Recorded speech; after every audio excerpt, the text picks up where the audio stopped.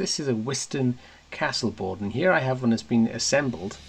And what it is that you can then use to switch things on with a magnet. I have a magnet in my hand here, and by simply putting it under the board, it lights up. The Wiston board uses a Hall effect sensor which detects the presence of a magnet. It actually has a very small CR1616 battery. Very, very easy to use. The only soldering you'll have to do is to connect whatever you want, like an LED like this, or flickering LEDs, or you can wire things off to another part of your build and so on.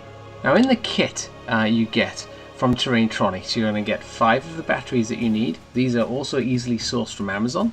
You're going to get 5 boards, 1, 2, 3, 4, 5 with the batteries or battery holders already soldered on, and all the other parts are already connected. You'll see that these boards are actually less than 1 inch squared, so they will fit in 25mm or 1 inch base. And just like that, you're ready to go. And there you have it, folks, so the new Wiston Castle kits.